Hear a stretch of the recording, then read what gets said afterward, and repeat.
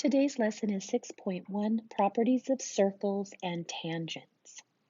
Let's go ahead and start with what a circle is.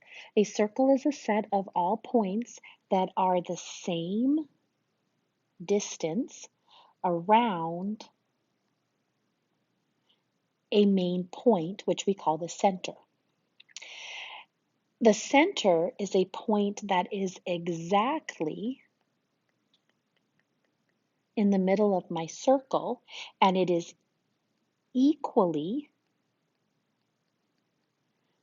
away from all the other points in the circle, okay? A chord is a segment. A chord is a segment, is a line segment that connects 2 points on the circle. A chord is a line segment that connects 2 points on the circle. It does not have to cross the center. It does not have to cross the center. The diameter is a line segment that starts anywhere in the circle and goes strictly through the center point and connects to the other point in the circle. So the diameter goes from one side to the other strictly through the center of my circle. My radius is a line segment starting on the center of my circle to any point on the circle. It is half of my diameter. My radius is half of my diameter. A secant is a continuous line segment that intersects 2 points on the circle. It has to intersect 2. And a tangent, my tangent, is a continuous line segment outside the circle that only touches the circle exactly once. Exactly once. Let's go ahead and let's take a look at a picture in our first example and see if we can identify these new vocabulary words. So here is my picture, and we would just need to name each one of the following. So take a look at your circle. The center would be right in the middle, right here. All the points in the circle are equidistant from it, so my center would simply be A. Remember, my radius starts at my center and then goes out. Now notice this one says all radii. Radii is the plural of radius, because we don't say radiuses, just like we don't say cactuses, we say cacti. Anyways, so AC is the one that we see right away, but there are 2 other radii in there. There's AB, and then there's AE, the 2 parts of my diameter. So don't forget, not only is this a radius, but so is this, and so is that. This is not a radius because neither one of these 2 points are the center. All right, a chord. Remember we talked about a chord is a line segment that connects to 2 points in my circle, and it doesn't have to go through the center. So that would be ED that we just looked at. ED would be considered a chord. This part right here would be considered a chord because it's not going through the center. All my secants.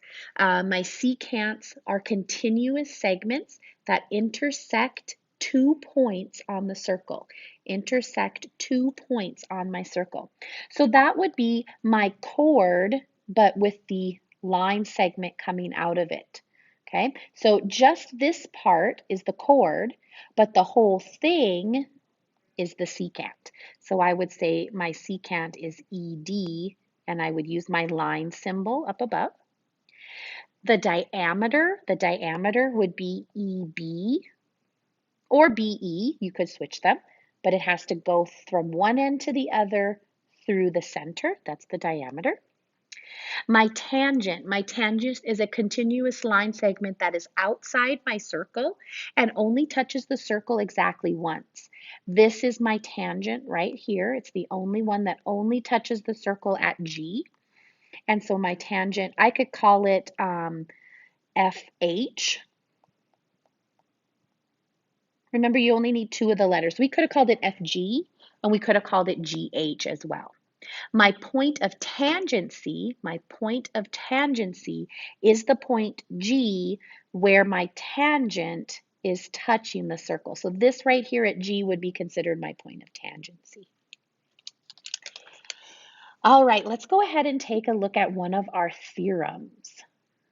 So here's a theorem about circles. It says, in a plane, a line is tangent to a circle if and only if the line is perpendicular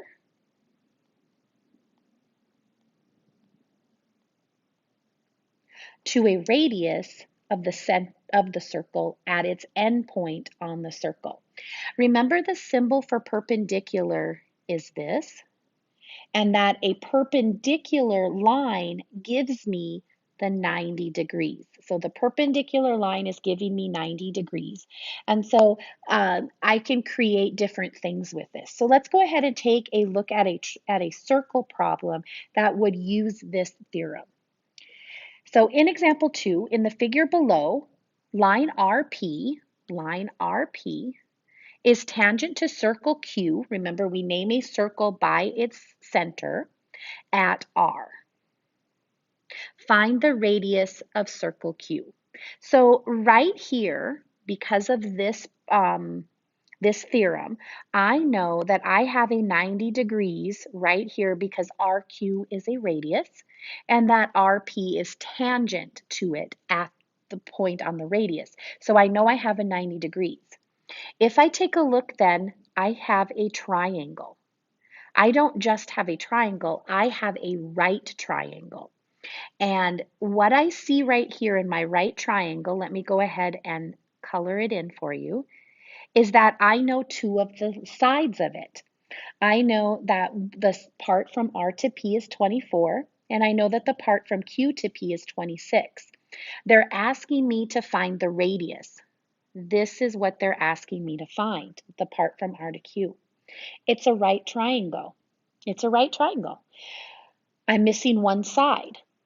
I can use the Pythagorean theorem. So we can go back to what we just finished learning about, and we can do the Pythagorean theorem to solve for this. Of course, C would be my hypotenuse, and then you could call one of them A and the other one B, and it doesn't matter. So I would have x squared plus 24 squared equals 26 squared. You're going to have to do 24 times 24. That's 24 squared, 576. And then, of course, 26 times 26, 676. Watch your equal sign. They are on opposite sides, so you cannot add them together. We're going to have to pick this one up and move it over to this side. So I'm going to have to go ahead and subtract this 576 from both sides. That would give me 100. And the last step of my Pythagorean theorem is to take the square root of both sides. Remember, we do ignore the fact that we have a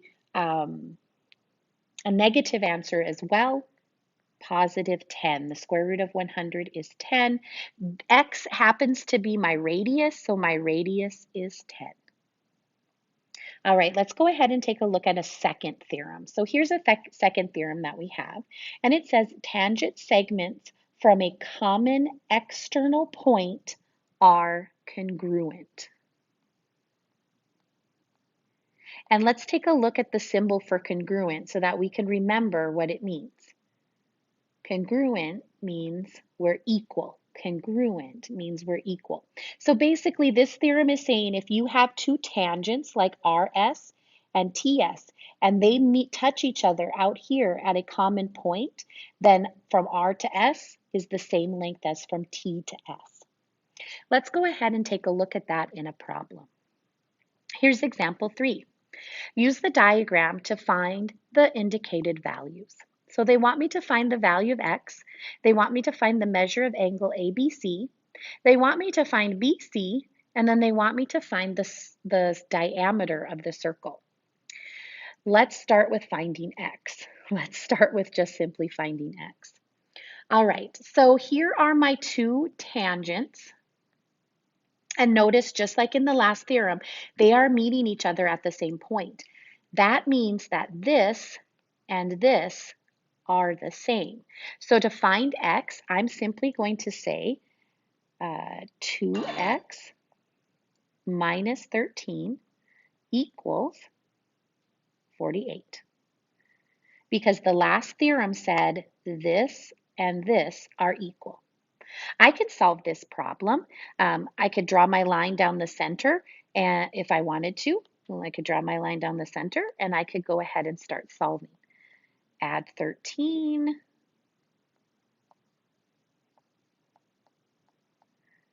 That would be 61. Divide by 2.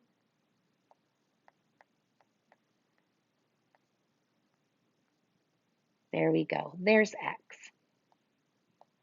Now, of course, depending on what Alex asks you for, you might want to leave it as 61 divided by 2, but there we go. Now, to find angle ABC, so start at A, go to B, end at C. What is the degree of this one right here? Well, isn't this the radius? And isn't that a tangent? And didn't the theorem right before the last one say that if you had a tangent that connected to the radius, this was a 90 degree, it was perpendicular? I think so. This one right here is 90 degrees because of the first theorem that we saw. Okay? If that one is, take a look, I have a mirror down here. Look at this. This one is the same type of thing. So how many degrees is this angle here at D? Well, it is also 90 degrees. This is also 90 degrees. So take a look at what I have. I have two right triangles.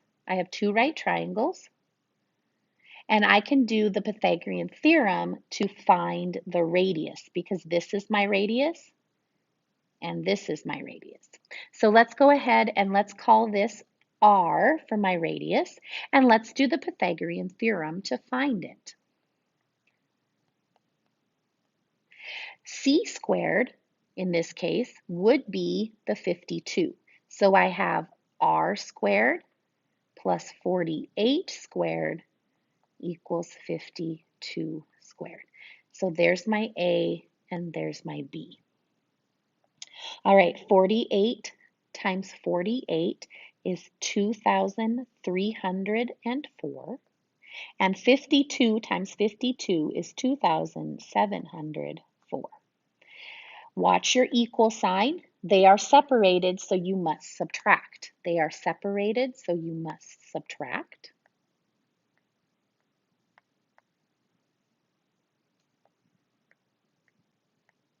And we get 400.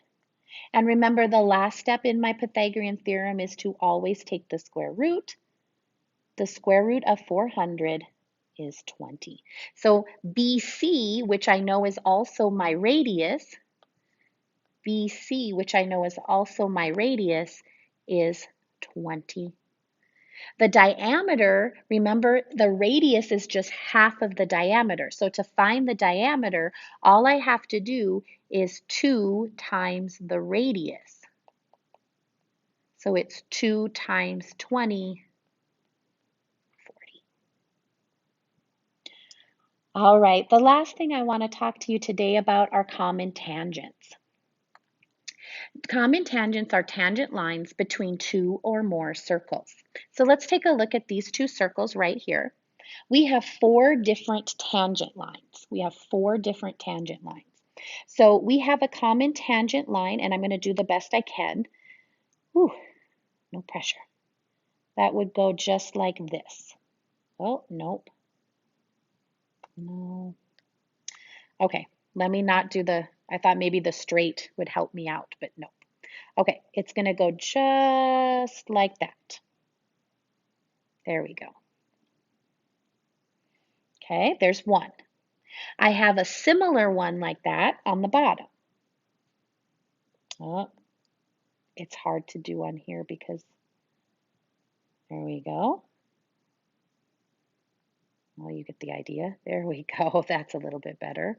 Let me see if I can erase this a little bit right here and make it a little bit better. There we go. There's two of my common tangents, and then I can crisscross them. So I can say, oh, come on, miss. There we go, like this. And it would crisscross here. And then let me grab one more color. It would crisscross. Oh, it would crisscross through here. Okay, common tangents. You got to just think of all the ways that you can commonly tangent the two circles together. Now, if I have a circle with a circle inside of it, there are no common tangents to this one because if I draw a tangent here, it's going to intersect the outside one. Or if I draw a tangent to the outside, it's only going to touch the outside, not the inside. If I have them though where it's a larger circle and then there's a circle right here, I could have one common tangent just like that.